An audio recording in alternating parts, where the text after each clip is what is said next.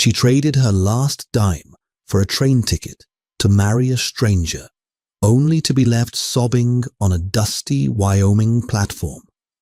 Publicly rejected and utterly alone, Capri thought her life was over, until a rugged mountain man stepped from the shadows and whispered 9 life-changing words. The Union Pacific locomotive unleashed a deafening hiss of steam, blanketing the wooden platform of Oak Haven, Wyoming, in a thick, sulphurous cloud. When the gray mist finally parted, Capri Jenkins stood entirely alone, coughing into a handkerchief that had long lost its pristine white hue. She gripped the leather handle of her single, battered trunk with a white-knuckled intensity, her heart hammering a frantic rhythm against her ribs. It was October of 1882, and the wind sweeping down from the jagged peaks of the Bighorn Mountains carried a bitter, biting chill that sliced right through Capri's thin woolen coat. She was 24, exhausted, and covered in the inescapable grime of a 5-day journey from the suffocating textile mills of Boston. But beneath the soot and the profound fatigue, a spark of desperate hope kept her upright. She was a mail-order bride. Today, she was to become Mrs. Josiah Miller. Capri smoothed the front of her modest slate-gray dress, painfully aware of her meager appearance. She scanned the bustling platform. Men in heavy denim and canvas dusters pushed past her, loading crates of supplies, while a few local women in heavy shawls cast her curious, sidelong glances. "You the bride from back east." Capri jumped. A man had stopped in front of her. He wore a sharply tailored broadcloth suit that looked wildly out of place amidst the dirt and manure of Oak Haven. He was handsome in a severe, sharp-angled way, with slicked-back dark hair and eyes the color of polished flint. "I am Capri Jenkins," she said, her voice trembling only slightly. "Are you Mr. Miller?" "Josiah Miller," he confirmed, not offering his hand. Instead, his flinty eyes swept over her, starting from the scuffed toes of her boots, lingering on the frayed hem of her coat, and finally stopping on her hands, which she held tightly clasped in front of her waist. Capri swallowed hard. She knew what he was looking at. In her very first letter to Josiah, a prosperous local hardware merchant who had advertised for a stout, capable, and unblemished woman, she had been entirely honest. She had written to him about the fire at the Lowell Mill 2 years prior. She had explained how a falling beam had caught her left hand and forearm, leaving a network of raised, jagged burn scars that extended past her wrist. She had assured him that the scars did not impede her ability to cook, clean, or work from dawn until dusk. Josiah had replied with a train ticket, leading her to believe he had accepted her honesty. He reached out and suddenly seized her left wrist, roughly pulling off her worn cotton glove before she could protest. Capri gasped, trying to pull back, but his grip was iron. In the harsh afternoon sunlight, the scarred, puckered skin of her hand was starkly visible. Josiah dropped her hand as if he had touched something diseased. A murmur rippled through the small crowd of onlookers that had begun to gather. Capri saw the station master, a balding man named Mr. Higgins, peer over his spectacles from the ticket window. "I paid $50 for your passage, Miss Jenkins," Josiah said, his voice carrying clearly over the noise of the idling train. It was cold, devoid of any warmth or embarrassment. $50 for a proper wife to run my household and stand respectably by my side in this town. I distinctly asked for an unblemished woman. I wrote to you, Capri pleaded, her cheeks burning with hot, agonizing humiliation. Mr. Miller, I told you in my second letter about the fire. I told you about the scarring. You sent the ticket anyway. I am a busy man. I do not read every line of the desperate drivel sent to me by spinsters, Josiah spat, adjusting his lapels. I assumed you had the decency to be whole. Look at you. You are practically crippled. You'd be a laughingstock on my arm and a liability in my home. I am not crippled, Capri countered, her desperation momentarily replaced by a flare of indignation. I can work as hard as any woman in this territory. Not in my house, Josiah said smoothly. He turned to the gathered onlookers, clearly enjoying the audience.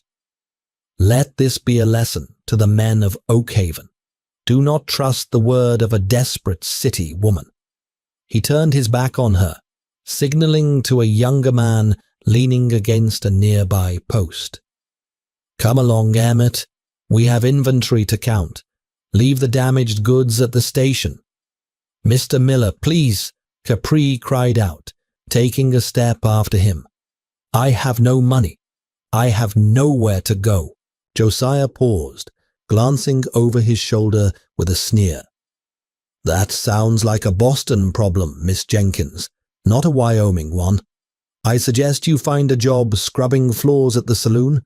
It seems more suited to your condition. With that, Josiah Miller walked away, disappearing into the dusty thoroughfare of Oakhaven. Capri stood frozen. The wind howled around her, whipping her skirt about her ankles. The crowd of onlookers lingered for a moment, whispering behind their hands. Mrs. Gable, the town seamstress, looked at Capri with profound pity, but hurried away, unwilling to cross Josiah Miller, who held the town's supply lines in an iron grip. Within minutes, the platform emptied. Capri sank onto her trunk. The adrenaline faded, leaving behind a hollow, terrifying void. She was 2,000 miles from the only home she had ever known, with exactly 34 cents in her pocket. She had no family to wire, no friends to call upon. She looked at her scarred hand, a tear finally escaping and cutting a clean path through the soot on her cheek. The sun began to dip behind the jagged peaks, painting the Wyoming sky in bruised shades of purple and red.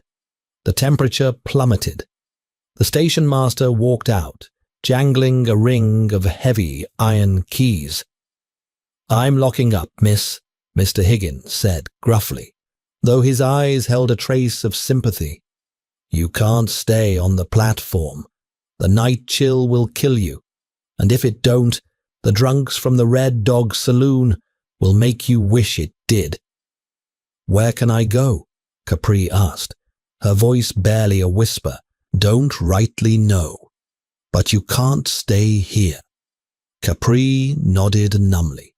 She stood up, her muscles stiff and aching. She gripped the handle of her trunk and began to drag it off the wooden platform, the metal corners scraping harshly against the boards. She didn't know whether to walk toward the lights of the town or simply walk into the darkening prairie and let the cold take her. As she stepped off the platform onto the dirt road, a massive shadow detached itself from the side of the station house. Capri gasped and stumbled backward, her hand flying to her chest. The man standing before her was practically a giant. He stood well over 6 feet, his shoulders broad enough to block out the rising moon. He was dressed in worn buckskin trousers and a heavy, fur-lined canvas coat. A thick, untamed auburn beard obscured the lower half of his face, and his hair brushed against his collar. But it was his eyes that caught Capri off guard. They were a piercing, vivid shade of ice blue, and they held an intense, quiet intelligence. He smelled of pine needles, wood smoke, and old leather. He looked like the savage mountain men the penny dreadfuls back in Boston had warned her about. Capri instinctively backed away, her heart leaping into her throat. "I don't have any money," she blurted out, her voice trembling. "Please, just let me pass." The giant didn't move toward her. He simply stood there, his large, calloused hands resting calmly at his sides. When he spoke, the sound was a jarring contradiction to his intimidating size. It was a deep, gravelly baritone, but it was incredibly soft, almost a whisper. "He didn't deserve the dirt on your boots, Mom," the man said. Capri blinked, stunned. You saw what happened?"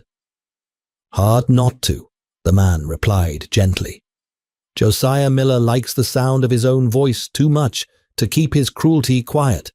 I was loading supplies at the mercantile across the street." He took a slow, deliberate step forward into the dim light spilling from a nearby street lamp, making sure to keep his movements telegraphed and non-threatening. "My name is Simone Fletcher." Capri hesitated. "Capri Jenkins." Simone looked down at the heavy trunk, then back up at her shivering form. The wind picked up, and Capri's teeth began to chatter uncontrollably. "Mr. Higgins is right," Simone said softly. "You can't stay out here. The temperature will drop to near zero tonight, and Josiah Miller practically painted a target on your back for every unsavory character in Oak Haven." "I know," Capri said, the fight finally draining out of her. A wave of bone-deep exhaustion hit her, and she swayed slightly on her feet. "But I have nowhere to go. I am stranded here." Simone watched her intently. He saw the burn scars on her hand, bathed in the pale moonlight. He didn't flinch. He didn't look away in disgust. Instead, his gaze moved back to her face, studying the fierce, resilient set of her jaw beneath the tears and the dirt.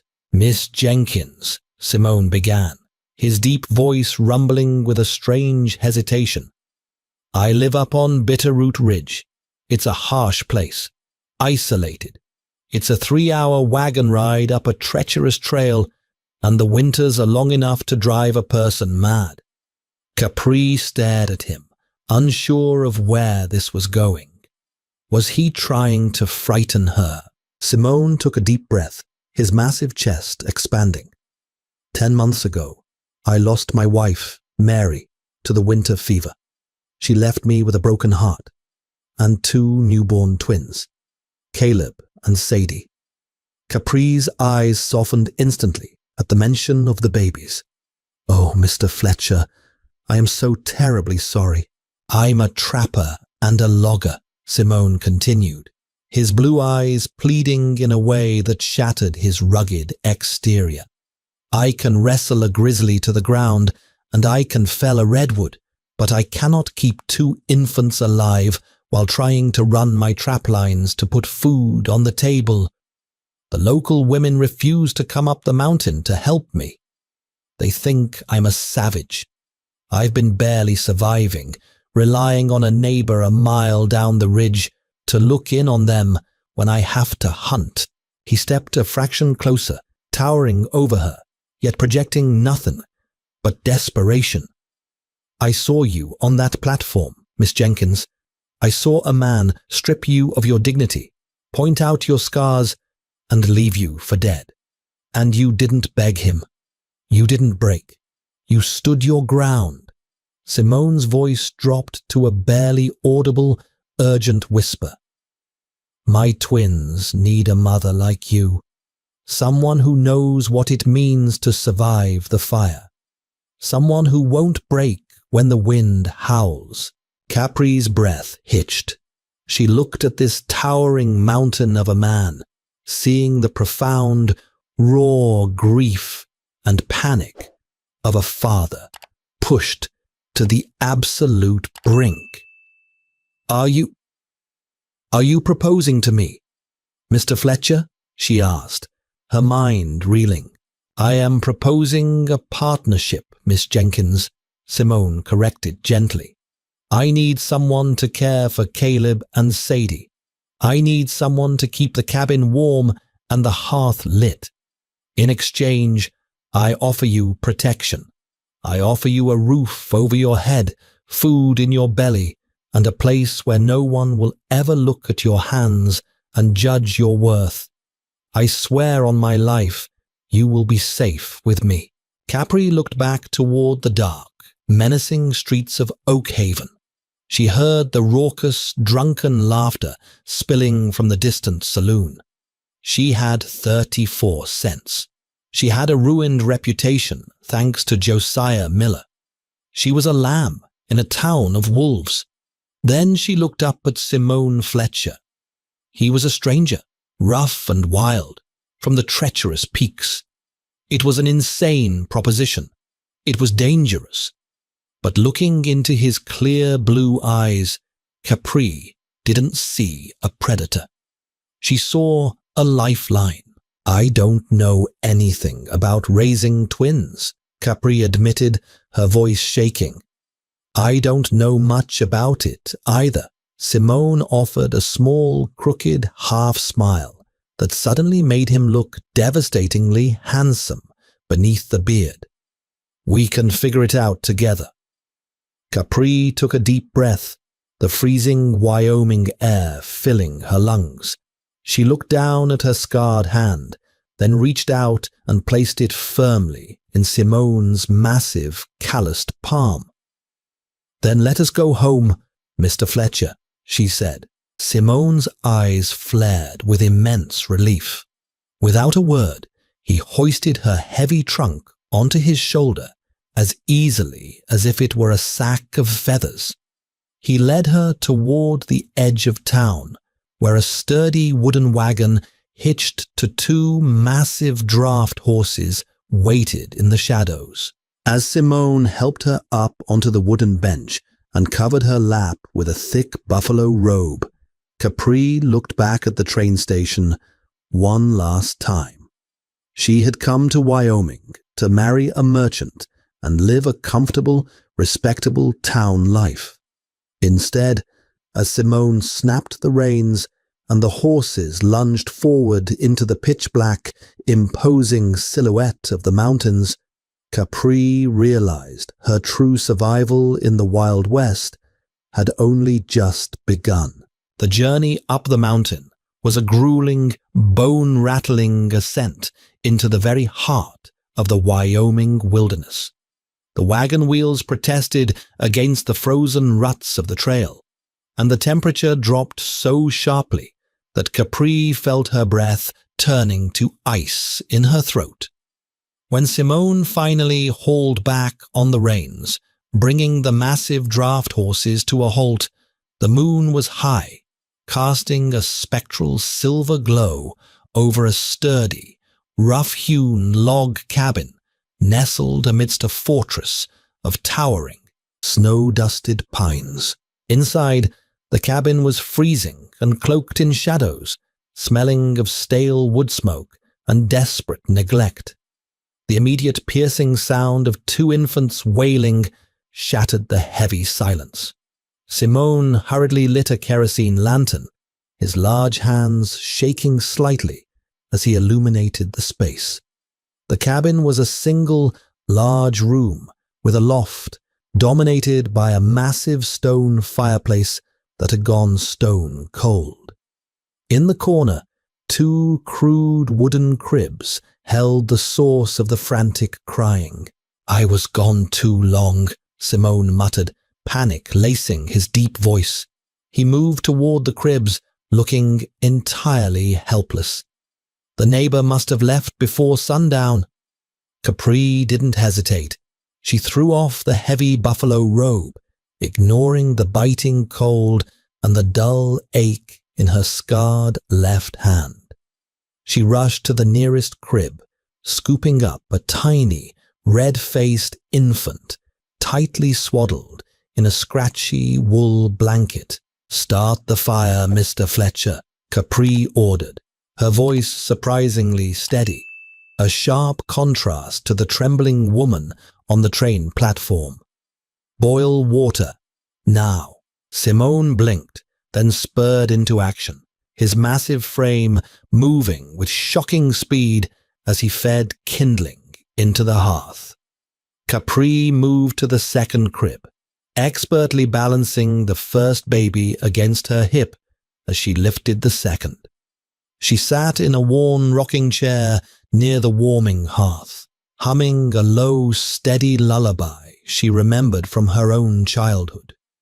She swayed gently, her scarred hand expertly supporting the back of the second baby's neck.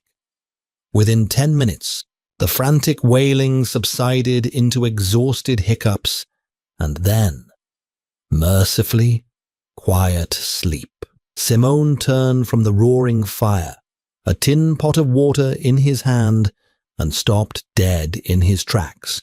He watched Capri, bathed in the warm, flickering orange light of the hearth, holding his children with a natural, fierce tenderness. The profound relief that washed over his rugged features was palpable. As the days turned into weeks, the brutal Wyoming winter descended, sealing Bitterroot Ridge in a thick blanket of impenetrable white snow. Inside the cabin, however, a remarkable transformation was taking place. Capri scrubbed the floors until the wood gleamed, reorganized the meager pantry, and brought a desperate sense of order to the chaos of Simone's grief-stricken existence. She also found a way to bring warmth to the drab surroundings. Rummaging through an old cedar trunk one afternoon while the babies slept, Capri discovered a stash of forgotten sewing supplies and bolts of fabric. Wanting to make the stark wooden cribs feel less like cages and more like a home, she set to work creating personalized name banners for the twins. She completely bypassed a length of shiny, fragile satin at the bottom of the trunk, deliberately selecting a cut of durable, breathable linen instead. The raw, natural texture of the linen suited the rustic mountain cabin perfectly. Working by the firelight, her scarred hand proved remarkably nimble and steady. Threading the needle, she decided against the traditional, predictable baby blues. Instead, she used a rich, darker pink and mauve tone for the embroidery. She carefully cut ribbons to accent the edges, but purposefully shortened the decorative bows, ensuring the lengths were safe and perfectly proportional to the banner, so they wouldn't dangle dangerously near Caleb and Sadie's grasping hands. With meticulous, loving stitches, she embroidered the name Caleb next to a detailed little wooden rocking horse motif, and Sadie beside a fluffy, downy duck. When Simone came in from running his trap lines, shaking the snow from his heavy coat, he froze. He looked at the beautiful, customized linen banners hanging proudly on the cribs, the mauve thread catching the firelight. He looked at Capri, his ice-blue eyes softening in a way that made her breath catch. "You didn't have to do that," Simone whispered, stepping closer. "They needed something beautiful to look at," Capri said softly, looking down at her scarred hand, expecting him to notice how the puckered skin contrasted with the delicate embroidery. But Simone didn't look at her hand. He reached out and gently tipped her chin up, forcing her to look into his eyes. "You brought the life back into this cabin, Capri. You brought the light back, For the first time since the fire in Boston, Capri felt entirely seen and entirely safe. The arrangement born of pure desperation was slowly, undeniably, turning into something forged by profound affection. But in the Wild West, safety was always a fleeting illusion. The illusion shattered on a brutally cold morning in late November. The snow was 2 feet deep, but the crunch of heavy hooves outside the cabin alerted Simone long before the knock came. Simone grabbed his Winchester rifle from above the mantel, his jaw clenched tight. Capri pulled Caleb and Sadie closer to her chest in the rocking chair, her heart hammering a frantic rhythm. Simone threw open the heavy oak door. Sitting atop a massive black gelding was a man draped in a long, dark duster, his silver spurs glinting ominously in the pale winter sun. He had a cruel, asymmetrical smile and eyes that reminded Capri of a cornered rattlesnake. "Simone Fletcher," the man drawled, his voice carrying clearly over the howling wind. "Mighty cold up here on the ridge." "You're trespassing, Wesley," Simone growled, his grip tightening on the rifle. Capri froze. The name sent a jolt of pure terror through her veins. Wyatt King Wesley. He wasn't just a local thug. He was a notorious, ruthless debt collector and land enforcer who worked for the highest bidder across the territories. And right now, he was working for Josiah Miller. "Josiah sends his regards," Wyatt King Wesley said, leisurely pulling a folded piece of parchment from his coat pocket. "He also sends this. Seems you owe a substantial debt at the mercantile, Simone. Supplies, ammunition, salt for your pelts. Josiah's calling the note in. He wants the debt paid in full by the end of the week, or he's taking the deed to Bitterroot Ridge. I don't owe Josiah a damn dime, and he knows it," Simone spat. "This land has the best timber in the county, and he wants the logging rights. Tell him he'll have to pry the deed from my cold, dead hands." Wyatt chuckled, a dry, humorless sound. "I figured you'd say that. But Josiah is a man who likes leverage." Wyatt King Wesley dismounted smoothly, his boots crunching in the snow. He stepped closer to the open doorway, peering past Simone's massive frame. His reptilian eyes locked onto Capri, who was shrinking back into the shadows of the cabin. A slow, terrifying smirk spread across Wyatt's face. "Well, well, well," Wyatt purred, tapping the parchment against his gloved hand. "Josiah told me you picked up his discarded trash at the station, Simone. But I didn't believe him. Not until now." "Watch your mouth, Wesley," Simone warned, stepping sideways to block Wyatt's view of Capri. "Oh, I'm not here to insult the lady," Wyatt said, his eyes gleaming with malicious delight. "I'm just surprised to see her so far from Boston. Josiah thinks her name is Capri Jenkins. But that's not right, is it?" Wyatt tipped his hat mockingly toward the shadows. "Good morning to you, Capri Alice Jones." Capri gasped, the sound tearing from her throat before she could stop it. The blood drained entirely from her face. Simone glanced back at her, confusion flickering in his eyes, but his rifle remained pointed dead at Wyatt's chest. "What kind of game are you playing, Wesley?" "No game, mountain man," Wyatt sneered. "Miss Capri Alice Jones here is a fugitive. After that mill fire back east, she racked up over $300 in hospital debts trying to save that ruined arm of hers. When the collectors came knocking, she vanished. Stole a ticket west under a fake name to marry a rich merchant." Wyatt took a step closer, his voice dropping to a lethal whisper. Josiah has friends in the Pinkerton agency. He ran a wire. The Boston authorities are offering a $50 bounty for her return to face debtor's prison. Now, here is the deal, Simone. You sign over the timber rights to Bitterroot Ridge to Josiah Miller, and I conveniently forget I ever saw Capri Alice Jones. You refuse, and I ride back down this mountain, fetch the federal marshal, and watch them drag your new little mother away in iron shackles. Silence descended on the cabin, heavier and colder than the snow outside. Capri felt her world collapsing. The sanctuary she had found, the warmth of the hearth, the smell of the linen banners she had just sewn. It was all going to be ripped away. She looked at Simone, expecting to see disgust. She expected him to demand the truth, to cast her out just as Josiah had done, to protect his land and his children from a wanted woman. Instead, Simone Fletcher didn't even flinch. He didn't look at Capri.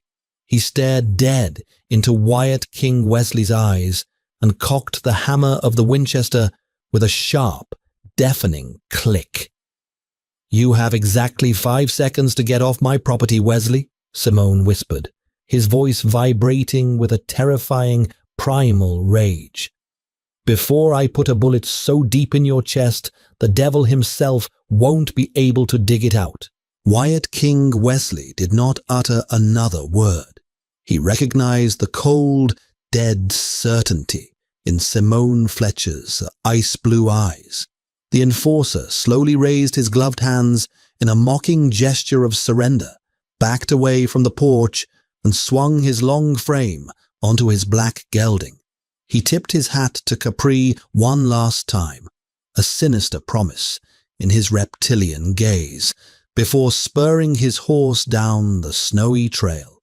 The heavy oak door slammed shut, the sound echoing like a cannon shot inside the quiet cabin. Simone immediately threw the heavy iron bolt into place, his massive shoulders rising and falling with heavy, adrenaline-fueled breaths. Capri stood frozen by the hearth, the twins clutched desperately to her chest. The silence stretched until it became unbearable. Finally, a ragged sob tore from her throat. "Simone, I am so sorry," Capri wept, her tears falling onto Caleb's soft linen blanket. "I meant to tell you. I swear I did. But after the fire, the hospital bills just kept mounting. I couldn't work. The collectors threatened to throw me in a cell where I'd rot. When I saw Josiah's advertisement for a bride, I thought it was my only escape. I changed my name so they couldn't track me. I brought this danger to your door. I'll pack my trunk. I'll walk down the mountain myself so they don't take your land." Simone walked over, his heavy boots thudding against the floorboards. He gently placed his large, calloused hands over hers, encompassing both the smooth skin of her right hand and the puckered scars of her left. "You aren't walking anywhere, Capri Alice Jones," Simone said, his voice a low, soothing rumble. "A piece of paper in Boston doesn't define a person's worth. I saw who you are the night you saved my children. I see who you are every day in this cabin. But Josiah Miller doesn't care about a $50 bounty," Simone interrupted, his eyes hardening with sudden clarity. "This was never about you. You are just the leverage he's been praying for." Capri looked up, confused, wiping a tear from her cheek. "I don't understand. Why does he want this ridge so badly?" "The timber is a smokescreen," Simone explained, moving to the window and peering out into the blinding white expanse of the Wyoming winter. "It's about the freight lines. Josiah controls the main valley road into Oakhaven. Every crate of supplies, every piece of heavy hardware, every pound of flour that comes into this territory pays a massive toll to his wagons. He holds a complete monopoly on the town's supply chain. Simone turned to face her, the flickering firelight casting long shadows across his bearded face. But Bitterroot Ridge sits right on top of the old northern pass. It's a forgotten route, hidden by the tree line, but it's wide enough for a heavy wagon team. It cuts the transport time from the northern railhead down by a full 2 weeks. If the Union Pacific or the independent freighters find out my pass is clear and viable for heavy road transport, Josiah's import empire crumbles overnight. He's been trying to buy my deed for months. Now he thinks he has a way to steal it. He sent Wyatt to threaten you, Capri realized, a cold dread washing over her. But Wyatt isn't going to fetch the marshal, is he? No, Simone said grimly, pulling boxes of ammunition from a high shelf. A federal marshal won't ride 3 hours up a frozen mountain for a $50 East Coast debtor. Wyatt is going to fetch Josiah and a posse of hired guns. They're going to come up here, stage an accident or a shootout resisting arrest, and bury us both in the snow. By spring, Josiah will have his freight rode. Panic threatened to consume Capri, but she looked down at the twins, safely asleep in her arms. She looked at the beautiful mauve stitching on their banners. She had run from the fire in Boston, and she had cowered on the station platform. She was done running. "What do we do?" Capri asked, her voice steadying into a spine of pure steel. "We hold the line," Simone said, handing her a loaded Colt revolver. "You take the babies up to the loft. Keep them low. Do not come down, no matter what you hear." Night fell like a heavy velvet curtain, bringing a bitter, howling wind that masked the sound of approaching horses. It was near midnight when the first shot rang out, shattering the front window and embedding a slug deep into the stone of the fireplace. Simone was already moving, his Winchester barking into the darkness, answering the muzzle flashes outside. Capri scrambled up the wooden ladder to the loft, laying the twins in a reinforced cedar chest lined with heavy blankets. She clutched the Colt in her scarred hand, her heart hammering against her ribs as the cabin erupted into a deafening war zone. The siege of Bitterroot Ridge lasted for 3 grueling hours. The hired guns outside poured a relentless hail of lead into the thick log walls, while Simone fired back with terrifying, calculated precision. He moved like a shadow through the dark cabin, using the heavy stone hearth for cover. Every time a man tried to rush the porch, Simone's rifle roared, sending them scrambling back into the tree line. But there were too many of them, and Simone's ammunition was running dangerously low. Up in the loft, Capri could smell the acrid stench of sulfur and burning wood. A stray bullet had clipped the kerosene lantern, setting a small rug ablaze. Simone managed to stomp it out, but the smoke was thickening. "Simone, throw down your weapon!" Josiah Miller's voice echoed from the darkness, laced with arrogant triumph.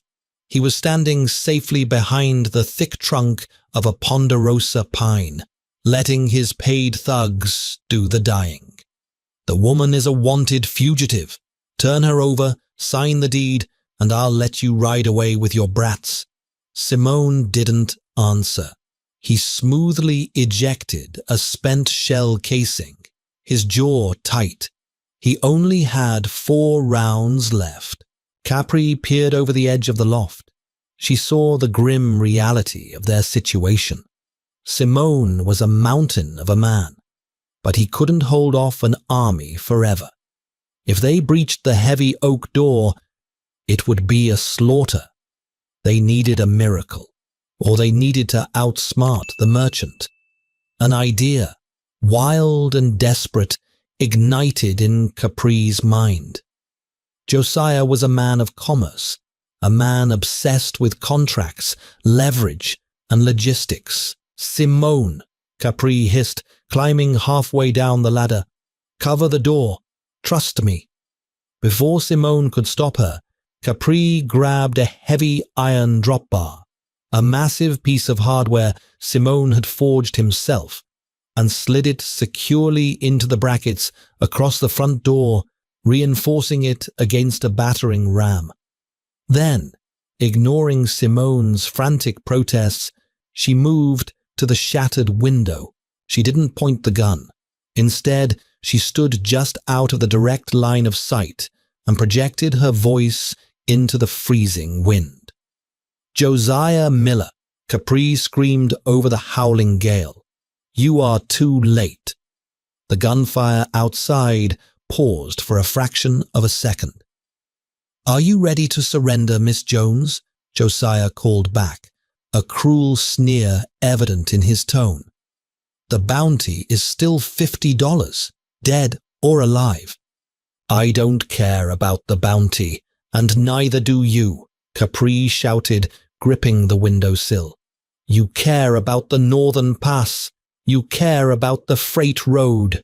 Silence answered her, a tense, heavy silence. I used to work in the administrative offices of the Boston textile mills, Josiah. Capri bluffed, her voice ringing with absolute authority. I know how supply chains work. I know how land rights are filed. Before the snow sealed this mountain 2 weeks ago, Simone and I drew up a full logistical survey of the Bitterroot Freight Road. We sent it with a bonded courier from the neighbor's property straight to the Union Pacific Surveyor's office in Cheyenne. The contract is already signed. You're lying, Josiah bellowed, stepping out from behind the pine, his composure cracking. Am I? Capri countered fiercely. Shoot us, Josiah. Burn the cabin down. But by the time the spring thaw comes, a railroad crew will be marching up this pass with a federal right-of-way order. You kill us tonight, and you don't get the land. You get the hangman's noose for murdering a man over a worthless deed. The hired guns looked at each other in the moonlight. They were being paid to scare a mountain man, not to murder a family for land that was already federally claimed. A murmur of dissent rippled through the posse. Don't listen to her, Josiah shrieked, pulling his own silver-plated revolver. She's a desperate whore from Boston. Shoot the door down. But the thugs hesitated. That hesitation cost Wyatt King Wesley his life. Thinking Simone was distracted, Wyatt lunged onto the porch, raising his shotgun. Simone didn't hesitate. He stepped out from the cover of the hearth and fired his Winchester through the shattered window. The bullet caught Wyatt square in the chest, dropping the notorious enforcer dead on the wooden planks. The sound of Wyatt falling broke the posse's nerve. Realizing the money wasn't worth facing Simone Fletcher's aim or the wrath of the Union Pacific Railroad, the hired guns turned their horses and scattered into the night, ignoring Josiah's frantic screams for them to return. Josiah Miller stood alone in the snow, his gun shaking in his hand, realizing he had lost everything. He had bet his entire logistical empire on crushing a broken woman and a grieving widower. And he had lost. With a furious, defeated cry, he scrambled onto his horse and fled back down the mountain. Inside the cabin, the heavy silence returned, broken only by the crackle of the hearth. Simone dropped the empty rifle, his massive chest heaving. He turned to Capri, who was sliding down the wall, the adrenaline finally leaving her trembling body. Simone crossed the room in 2 strides, dropping to his knees and pulling her into a fierce, crushing embrace. He buried his face in her hair, smelling the smoke and the sweet scent of the linen she had worked with earlier. "A bonded courier?" Simone whispered against her ear, a low chuckle rumbling deep in his chest. "A logistical survey?" "I made it up," Capri sobbed, wrapping her arms around his thick neck, her scarred hand resting gently against his cheek.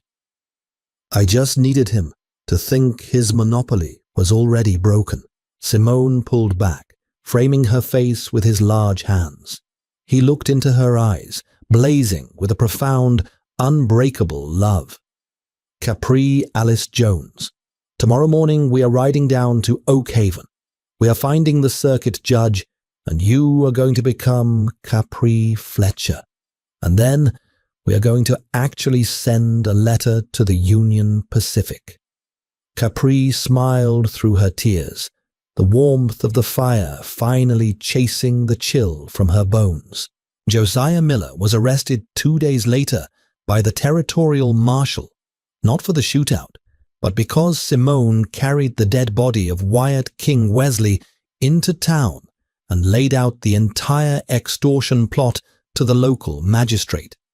The town, tired of Josiah's crushing freight tolls, gladly turned a blind eye to the $50 Boston bounty. Capri and Simone were married in a quiet ceremony beside the roaring hearth of the Bitterroot cabin. The twins, Caleb and Sadie, grew up strong and wild, learning to track from their giant of a father and learning to read, sew, and never back down from their fiercely intelligent mother. The past was finally ashes, and on the high peaks of Wyoming, Capri had found her true frontier. Capri's journey from a discarded bride to the fierce matriarch of Bitterroot Ridge proves that our scars don't define us. They show what we have survived. Love can bloom in the harshest winters, and the strongest bonds are forged in the fires of adversity. If you loved this wild, heartwarming Western tale, please smash that like button, share this video with your friends, and subscribe for more unforgettable stories.